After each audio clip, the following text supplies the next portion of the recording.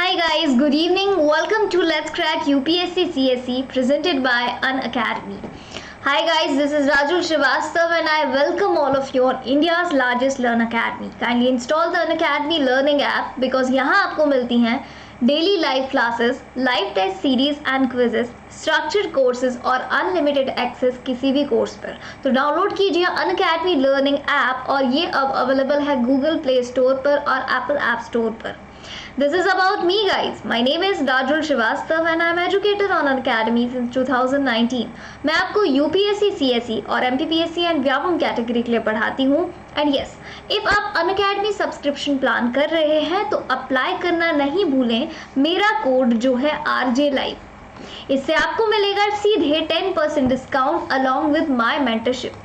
तो आज हम लोग जानेंगे सूफी कल्चर के बारे में। स्पेशली आज हम बात करने वाले हैं about the Sufi movement, Sufism के बारे में हम बात करेंगे। But before starting the session मैं आपको बता दूं कि अनअकैडमी लर्निंग ऐप पर आपको मिलते हैं इंडिया के टॉप 100 से भी ज़्यादा एजुकेटर। एंड सब्सक्रिप्शन लेना है तो आपके पास दो ऑप्शंस हैं, या फिर आप प्लस सब्सक्रिप्शन ले सकते हैं जहां आपको live classes, test series, unlimited practice और स्ट्रक्चर्ड स्केड्यूल मिल सकते हैं। बट यदि आपका टारगेट है कुछ बड़ा और आप क्रैक करना चाहते हैं यूपीएससी सीएसई मेंस का एग्जाम, तो सजेशन इज दैट कि आप आइकॉनिक सब्सक्रिप्शन लें जहां आपको मिलेगा personalised coach, daily mains question answer practice, study planner और पर्सनलाइज्ड फीडबैक। तो फीस स्ट्रक्चर आपके सामने है फॉर 12 मंथ प्लस सब्सक्रिप्शन की 49,000 है। एंड आप RJ Live कोड अप्लाई करते हैं, you will get direct 10% discount and your fee will be 44,550। Okay, but यदि आप आइकॉनिक ऑप्ट करते हो तो आपकी फ़ी है 69,000 फॉर 12 मंथ। आप RJ Live कोड अप्लाई करेंगे, आपकी फ़ी होगी 62,550। So let's start today's session. जानते हैं सूफियाना चीज़ों के बारे में, सूफी मूवमेंट के बारे में। स्टार्ट करते हैं आज का सेशन। चलिए, तो यदि हम बात करें सूफी मूवमेंट के बारे में तो ये जो वर्ड है सूफी, ये कहाँ से आया? क्वेश्चन तो उठता ही होगा। सो देखिए, जो सूफी वर्ड है ये एक वर्ड है जो वर्ड है सुफ। कौन सा वर्ड है? सुफ।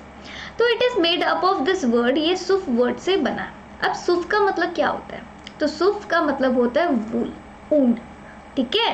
अब जो सूफीज रहते हैं वो गार्मेंट्स, उनके जो कपड़े रहते हैं वो ऊन से बने होते हैं। किससे बने होते हैं? रफ वूल से बने होते हैं। जो किसका साइन है? जो एक पावर्टी का साइन है, जो ये बताता है कि वो सारी चीज़ों की मोह माया से अलग रहते हैं। गरीबी का एक सिंबल होता है। अब जो अरेबिक मीनिंग है जिसका मतलब होता है प्योरिटी। ठीक है, तो अरेबिक मीनिंग क्या निकलता है? पवित्रता। So Sufi denotes to purity. Now Sufis जो रहते हैं ये दो तरीके के होते हैं। So they have two shades. One is बसारा। बसारा वो होते हैं जो इस्लामिक लॉज में बिलीव करते हैं, और एक होते हैं बेशारा। ठीक है, बेशारा वो होते हैं जो इस्लामिक लॉज में बिलीव नहीं करते हैं। नाउ यदि हम बात करें ईस्ट की, कहाँ की बात करें, तो यदि जो ईस्टर्न वैरायटी है सूफिज्म की, ये किससे इन्फ्लुएंस हुई है? तो ये वेदांतिक फिलॉसफी से काफ़ी ज़्यादा इन्फ्लुएंस्ड हुई है। जो वेदों में फिलॉसफी है उससे काफ़ी ज़्यादा इन्फ्लुएंस्ड हुई है। तो आपको सूफी वर्ड का मतलब समझ में आ गया होगा। और सूफीज कितने तरीके के होते हैं, व्हाट इज़ बसारा एंड व्हाट इज़ बेशारा, तो ये आपको दोनों समझ में आ गए होंगे। Let's move on. चलिए, सूफिज्म की यदि हम हिस्ट्री की बात करें इंडिया में तो ये बात है करीबन 1000 ईयर्स एगो की। सो ये 1000 ईयर्स तक सूफिज्म इंडिया में रहा है और काफ़ी ज़्यादा इवॉल्व रहा है।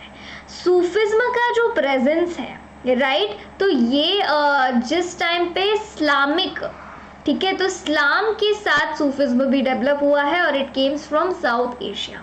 कहाँ से डेवलप हुआ है? साउथ एशिया से डेवलप हुआ है। नाउ जो इस्लाम का एंट्रेंस हुआ था इंडिया में वो कब हुआ था? Early 8th century. सो 8वीं शताब्दी के आसपास इंडिया में इस्लाम का एंट्रेंस हुआ था। बट सूफिज्म जो है ये थोड़ा सा अलग है। सूफी क्या है? It is a mistake tradition और ये ज़्यादा विजिबल हुआ इस्लाम तो आ गया था, बट सूफी ज़्यादा विजिबल हुआ 10th to 11th सेंचुरी के दौरान। और 10 to 11th सेंचुरी के टाइम पे क्या चल रहा था, दिल्ली सल्तनत के ड्यूरेशन में ये ज़्यादा इवॉल्व हुआ।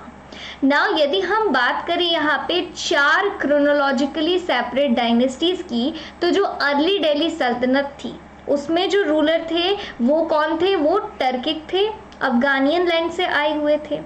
इसके अलावा हम बात करें पर्शियन इन्फ्लुएंस की, तो पर्शियन इन्फ्लुएंस आपको कहाँ मिला है देखने को, ये साउथ एशिया में देखने को मिला है इस्लाम के साथ। Sufi is also influenced by it, right.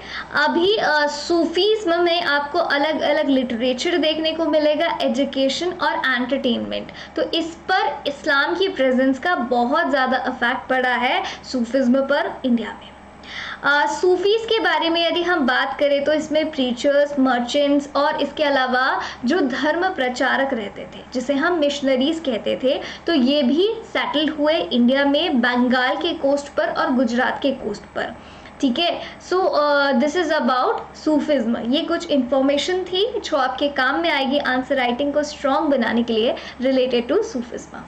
चलिए यदि हम बात करें कुछ सूफी लीडर्स के बारे में, तो यहाँ पर हम बात कर सकते हैं तरीका, right. So various leaders of Sufi orders तरीका कैरेक्टर्ड द फर्स्ट ऑर्गेनाइज एक्टिविटी, तो सूफीज्म की या सूफियों की जो पहली ऑर्गेनाइज एक्टिविटी थी उसे तरीका कहा गया, और जो क्यों करी गई थी, तो ये इंट्रोड्यूस करी गई थी लोकलाइट्स को इस्लाम से, राइट, और ये सूफिज्म के थ्रू इसे इंट्रोड्यूस कराया गया था।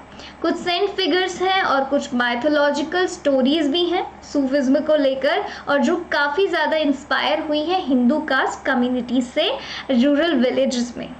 सूफी टीचिंग्स की यदि हम बात करें तो सूफी हमें किसके बारे में बताता है, सूफी से हमें पता चलता है about divine, about spirituality, cosmic harmony, love, humanity, ठीक है। तो ये जो है जो ऐसे जो लोग हैं सूफी, they are still exist today. यदि हम बात करें सूफिज्म के बारे में, तो ये हमें काफ़ी अच्छे से इस्लाम को समझने में हेल्प करती है, और साथ में इंडिया, कंटेम्प्ररी इंडिया को यदि हम स्टडी करें तो वहाँ हमें सूफी कल्चर अलग से देखने को मिलेगा। चलिए अब सूफिज्म कैसे ग्रो हुआ, so the growth of Sufism in India, India में सूफिज्म कैसे ग्रोथ हुआ। ये बात है 10th to 11th सेंचुरी की, जब इस्लाम से एक जो ग्रुप है रिलीजियस ग्रुप और एक मिस्टोलॉजिकल स्टेज सेजेस जो है, मिस्टिकल सेजेस जो है, ये इंडिया आए जिन्हें सूफीज कहा गया। तो ये धीरे धीरे जो है ये ग्रो करते गए इंडिया में, खलीफास और रिलीजियस और पॉलिटिकल इंस्टीट्यूशंस के थ्रू ये काफ़ी ज़्यादा ग्रो कर गए। नाउ ये क्रिटिकल और डॉगमेटिक डेफिनेशंस यदि हम बात करें इसके बारे में, तो इसके बारे में हमें कुरान और सुन्ना, ये जो एक ट्रेडिशन हुआ करता था, प्रॉप्ट ट्रेडिशन, वहाँ से हमें इंफॉर्मेशन मिलती है, और इन्होंने कई सारे थियोलॉजियंस को अडॉप्ट किया। नाउ यदि हम बात करें सूफीज़ के बारे में, तो इनको गॉड में और लव फॉर द गॉड, इस चीज़ को लेकर इनमें बहुत ज़्यादा इंटेंस डिवोशन था, ठीक है। और एग्जाम्पल हम बात कर सकते हैं जैसे प्रॉप्ट मोहम्मद के बारे में, तो ये बताते हैं कि प्रॉप्ट मोहम्मद जो थे ये एक परफेक्ट ह्यूमन, जिन्हें एक परफेक्ट ह्यूमन बीइंग की तरह माना जाता था, और बस सारे लोग उन्हीं के ही फॉलोवर हैं।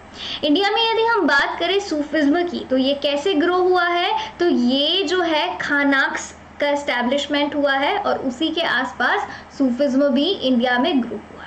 नाउ खानका जो है, खानका क्या होता है, तो इसको हम कह सकते हैं कि एक हॉस्पाइस, लॉज, कम्युनिटी सेंटर, और हम कह सकते हैं डॉर्मिनेटरी रेन है, जिसे सूफीज ने जो कौन करते हैं, जो सूफीज करते हैं। नाउ खानकास के बारे में हम बात करें तो इन्हें जमात भी कहा जाता है। क्या कहा जाता है, सो खानकास आर ऑल्सो नोन एज जमात। अब हम बात करते हैं चिश्ती जो थे, the rise of Chishti as Sufis most influenced by सिलसिला, तो ये सबसे ज़्यादा इन्फ्लुएंस्ड किससे हुए थे, ये सिलसिला से ज़्यादा इन्फ्लुएंस्ड हुए थे। जितने भी ग्रुप्स थे सूफीज़ के, वो माइग्रेट हुए इंडिया में, कब, 12th सेंचुरी के आसपास ये इंडिया में सेटल हो गए थे, और जो चिश्तीज थे ये ज़्यादा इन्फ्लुएंशियल थे, बिकॉज ये जो थे ये सक्सेसफुली इन्होंने लोकल एनवायरनमेंट जो था उसे अडॉप्ट कर लिया था और इंडियन डिवोशनल ट्रेडिशन में ये घुल मिल गए थे। चिश्ती साक्यास जो रहते हैं ये काफ़ी ज़्यादा हम बात करें इनके बारे में तो यहाँ पे कुछ पैट्रॉन्स भी थे, राइट जो भी लोग थे वो एक अनदर डिवोटी की तरह माने जाते थे। इसके अलावा जो चिश्ती टीचर थे, right, should not attend the court और be involved in the matter of the state. तो जो चिश्ती टीचर्स रहते थे वो इन्वॉल्व नहीं होते थे, जो भी कोर्ट्स का मैटर होता था उन सारी चीज़ों में इवॉल्व नहीं होते थे।